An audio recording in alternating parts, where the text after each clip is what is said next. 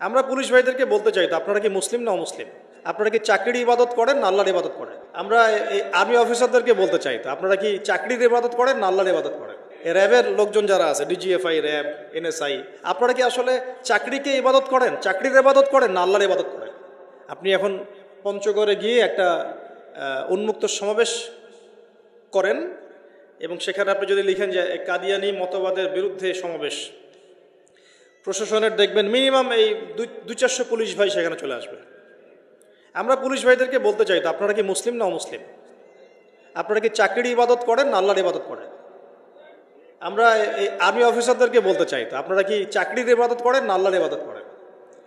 র্যাবের লোকজন যারা আছে, ডিজিএফআই, র্যাব, এনএসআই, আপনারা কি আসলে চাকরিকে ইবাদত করেন, চাকরির ইবাদত করেন না আল্লাহর ইবাদত করেন? যদি আল্লাহর ইবাদত করেন তাহলে সাতেমে রসুলদের পক্ষে তো আপনার দাঁড়ানোর কোনো প্রশ্নই ওঠে না, আপনি ওখানে ডিউটি দেওয়ার তো প্রশ্নই ওঠে না।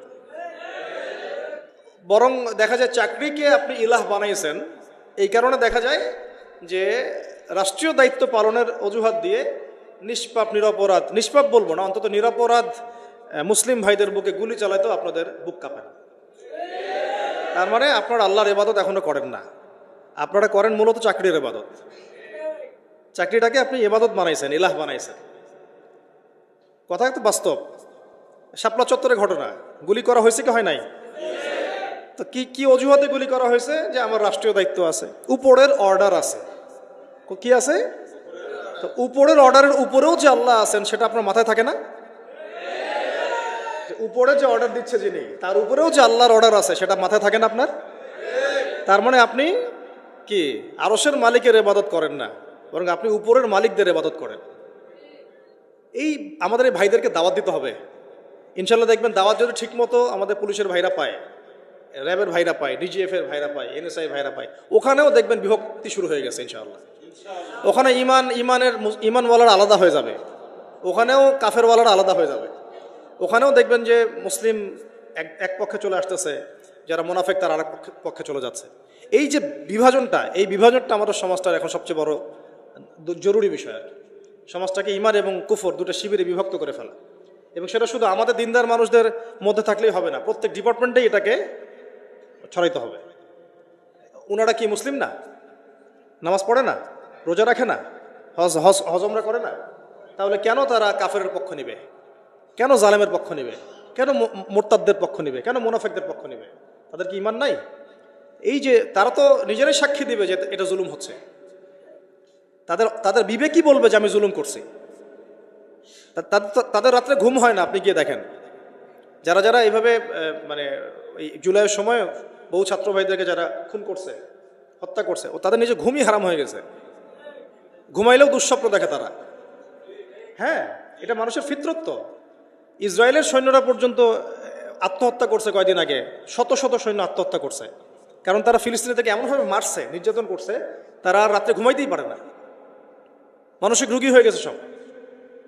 এদেরকে তো ট্রেন্ড আপ করা হয়, ড্রাগ দেওয়া হয়, ট্রেন্ড আপ করা হয়, ওইরকম করে সাইকোলজিক্যালি ডিল করা হয়, ট্রিট করা হয়, ওদেরকে পাশবিকভাবে গড়ে তোলা হয়।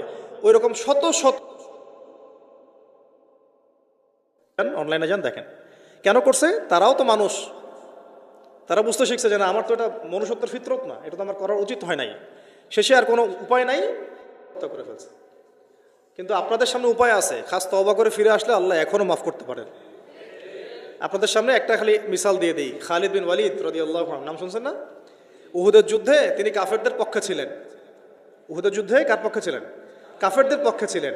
এবং তার একক প্রচেষ্টায় প্রায় বলা যায় যে 60-70 জন মুসলমান শহীদ হয়ে গেছে। কারণ যুদ্ধের শুরুর দিকে তো আমরা জিতে গেছিলাম, এবং তিনি পিছনের দিকে সুযোগের অপেক্ষা করছিলেন। যখন জাবাল রুমা থেকে সাহাবায়ে কেরাম নেমে আসলেন আল গানিমা বলে, তখন তিনি পিছন দিক থেকে 100 ঘোড়সাওয়ার নিয়ে এসে আক্রমণ করলেন। করে যুদ্ধের পুরো গতিপথই পরিবর্তন হয়ে গেল। আমরা সাময়িকভাবে বিপর্যয়ের সম্মুখীন হয়ে গেলাম। এমনকি নবী সাল্লাল্লাহু আলাইহি ওয়াসাল্লামের দাঁতও শহীদ হয়ে গেল। বহু সাহাবায়ে কেরাম অল্প সময়ের মধ্যেই শহীদ হয়ে গেলেন। এমনকি হামজা রাদিয়াল্লাহু আনহুও শহীদ হয়ে গেলেন। তো এটার মধ্যে সবচেয়ে বড় ভূমিকা কার ছিল? খালিদ বিন ওয়ালিদ রাদিয়াল্লাহু আনহু। এরপরে তিনি মুসলিম হয়েছেন। মুসলিম হওয়ার পরে তিনি আরো 100টা করেছেন ইসলামের পক্ষে, এবং কোন তিনি পরাজয় বরণ করেন নাই। ওই খালিদ বিন ওয়ালিদ রাদিয়াল্লাহু আনহুর হাতেই সিরিয়া বিজয় হয়েছে, পারস্য বিজয় হয়েছে, হীরা নগরী বিজয় হয়েছে, মাদিয়ান বিজয় হয়েছে, তারপরে আপনার ওই যে বাহরাইন, ওই যে জর্ডান, এই সব জায়গাগুলো বিজয় হয়েছে কার হাতে? এই খালিদ বিন ওয়ালিদ রাদিয়াল্লাহু আনহু। তা আমরা চাই আমাদের আর্মির ভাইরা, র্যাবের ভাইরা, পুলিশ প্রশাসনের ভাইরা, আপনারা খালিদ বিন ওয়ালিদ হয়ে যান, আব্দুল্লাহ বিন উবাই হয়েন না। আপনারা পারলে খালিদ বিন ওয়ালিদ হন, আব্দুল্লাহ বিন উবাই হয়েন না। আব্দুল্লাহ উবাইকে তো চিনেন নাকি? এটাও ব্যাখ্যা করতে হবে। ওই উহুদ যুদ্ধের দিন গেছিল সাথে, চলো আমরা যুদ্ধ করতে যাব। যেই শুনছে যে এখানে বাপরে বাপ মুশরিকদের সংখ্যা তো প্রায় 3000, তখন ওই 300 সৈন্য নিয়ে উল্টা দিকে টান দিয়েছে আর কি। সূরা আলে ইমরানে আসছে আয়াতটা, আমরা যদি জানতাম যে যুদ্ধ বলে কিছু আছে, আমি জীবনও মুসলিম হইতাম না। তো আপনারা ইনসাফ কায়েম করেন। চাকরি আমাদের জরুরত, ব্যবসা আমাদের জরুরত, পরিবারও আমাদের জরুরত, তাই না? বাড়ি আমাদের জরুরত, পেনশন আমাদের জরুরত, জমি আমাদের জরুরত। এগুলো নিয়ে কেউ কবরে যাব না আমরা, এগুলো নিয়ে কেউ কবরে যাব না আমরা। অতএব এই ক্ষণস্থায়ী বিষয়গুলোকে প্রাধান্য দিয়ে এই চিরস্থায়ী আখেরাত নষ্ট করিয়েন না আপনারা। এই ভাইদেরকে দাওয়াত দিতে হবে বেশি বেশি করে। আল্লাহ পাক আমাদের এই প্রত্যেক ভাইদেরকে যেন কথাগুলো বোঝার এবং আমল করার তৌফিক দেন, হেদায়েত যেন নসিব করেন। আমি তাদের মধ্য থেকে আল্লাহ যেন ওমর এবং খালিদের মতো মানুষ বের করে নিয়ে আসেন। এটা কিন্তু সত্য কথা যে এই প্রত্যেকটা বিভাগের মধ্যেই এমন অনেক ভাই আছে যারা ইসলামকে মহব্বত করেন, ভালোবাসেন, এবং মুসলিমদেরকে মহব্বত করেন, ভালোবাসেন, এবং আমাদের পক্ষে থাকতে চান। একটাই শব্দ, হুজুর স্যার আমাদের চাকরি। আমাদেরকেও বের করে দেওয়ার সময় বলতেছিল যে আমাদের জন্য বদদোয়া করিয়েন না, এটা আমাদের চাকরি। ভাই আমাদের জন্য বদদোয়া করিয়েন না, এটা আমাদের চাকরি। তো আমরা বদদোয়া করি না, বদদোয়া করিও নাই। কথা হচ্ছে এখন আপনি চাকরির ইবাদত করবেন না, ইবাদত করবেন কার? আল্লাহ। যে চাকরি আপনাকে জুলুম করতে বলবে ওই চাকরি আপনি ছেড়ে দিয়ে চলে আসবেন। যে চাকরি আপনাকে নিরপরাধ মানুষের উপর গুলি চালাইতে বলবে ওই চাকরির মুখে লাথি মেরে চলে আসবেন আপনি। আর যে আদর্শ আপনাকে আল্লাহ এবং তার রাসূলের পক্ষে নিয়ে আসবে তার জন্য আপনি জীবন উৎসর্গ করে দিবেন। এইরকম যদি ইমানদার হইতে পারেন ইনশাআল্লাহ আগের সব গুনাহ আল্লাহ মাফ করে দিতে পারেন। এমন হাদিস আছে, দুই ব্যক্তিকে দেখে আল্লাহ পাক হাসবেন কিয়ামতের মাঠে। আল্লাহ পাক কেমন করে হাসবেন ওইটা আবার ব্যাখ্যা করার দরকার নেই। এই হাসি মানে আমাদের হাসি কখনোই না, এটা আল্লাহর শানের মতো। আল্লাহ ভালো জানেন, আল্লাহু আ'লাম বিসওয়াব। আমরা জানি না, যতটুকু এসেছে এতটুকু বললাম। কোন দুই ব্যক্তি?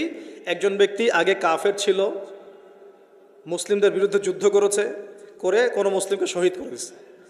পরে সেই ব্যক্তি আবার মুসলিম হয়ে ইসলামের পক্ষে যুদ্ধ করে আবার শহীদ হয়েছে। এই দুই ব্যক্তি একসাথে জান্নাতে যাবে। আল্লাহ রাব্বুল আলামিন দেখে হাসবেন, এই দুই ব্যক্তি কিভাবে জান্নাতে যাচ্ছে। তো এখানে একটা বার্তা তাদের জন্য আছে। আল্লাহ পাক আমাদের ভাইদেরকে রমজান মাসের ওসিলায় যেন বোঝার তৌফিক দেন।